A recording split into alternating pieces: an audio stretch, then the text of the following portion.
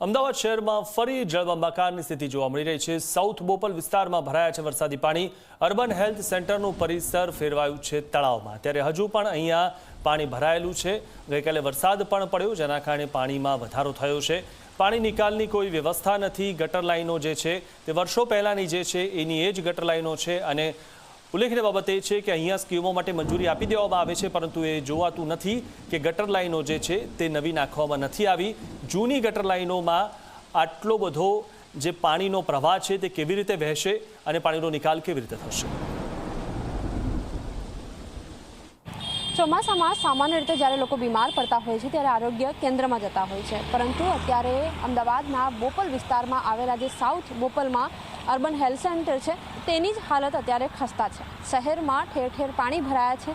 બોપલમાં સૌથી વધારે પાણી ભરાયા છે અને પાણી ઓસરી નથી રહ્યા, ત્યારે અત્યારે સાઉથ બોપલના જે urban health and wellness centre છે એના દ્રશ્યો આપ જુઓ કે અત્યારે આ જ સૌથી મોટી મુશ્કેલી છે કે અંદર જવું કઈ રીતે, કારણ કે બહાર પણ પાણી છે અને સાથે જ જે અર્બન હેલ્થ સેન્ટર છે એ પણ પાણીમાં ગરકાવ છે। હવે જ્યારે પાણી અહીંથી ઓસરશે ત્યારે અહીંનો સ્ટાફ તૈનાત થશે અને ત્યારબાદ લોકો જે દર્દીઓ છે તેઓ અહીં સારવાર લેવા આવશે।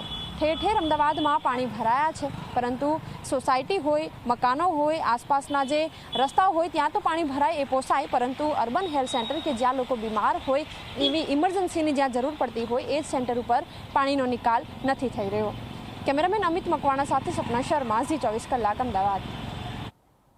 અમદાવાદમાં સામાન્ય વરસાદમાં સ્માર્ટ સિટી પાણી થઈ જાય છે। થલતેજથી શિલજ જતા માર્ગે ભરાયા છે વરસાદી પાણી। જાહેર રોડ પર વૃક્ષ ધરાશાયી થતા રસ્તો બ્લોક થઈ ગયો। મનપાની ટીમે પાણી નિકાલની કામગીરી શરૂ કરી છે।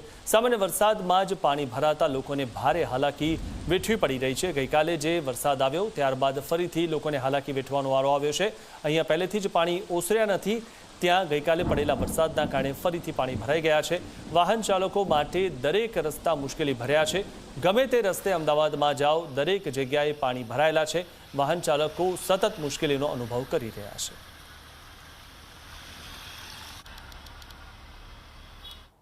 થલતેજથી શિલજ જતા રોડ ઉપર અત્યારે વરસાદી પાણી ભરાયા છે। જો કે મનપાની ટીમ અત્યારે સ્થળ ઉપર ઉપસ્થિત છે, જેથી ધીમે ધીમે પાણી ઓસરી પણ રહ્યા છે, પરંતુ સૌથી મોટો સવાલ એ છે કે જે રીતે વરસાદી પાણી હજી ઓસર્યા નથી આ વિસ્તારમાંથી, શિલજ અને બોપલ, શેલાવ જેવા વિસ્તારો કે જ્યાં 2-3 દિવસથી જ ભારે સમસ્યાનો સામનો લોકો કરી રહ્યા હતા, હજી પણ લોકોએ રાહતના શ્વાસ છેલ્લા 4 દિવસથી નહોતા લીધા અને એની પહેલાં હવે ફરીથી જ્યારે વરસાદ પડ્યો છે ત્યારે લોકોને ફરીથી હેરાનગતિનો સામનો કરવો પડી રહ્યો છે। મસ્ત મોટું ઝાડ પણ એક તરફ ધરાશાયી થયું છે, જેના કારણે ઘણો બધો રોડ બ્લોક થઈ ગયો છે, જ્યારે રોડની બીજી તરફ પણ જે વરસાદી પાણી ભરાયા છે એના કારણે મુશ્કેલીનો સામનો લોકોએ કરવો પડી રહ્યો છે।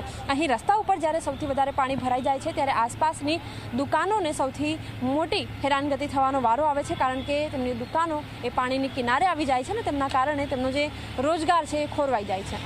કેમેરામેન અમિત મકવાણા સાથે સપના શર્મા, ઝી24 કલાક, અમદાવાદ।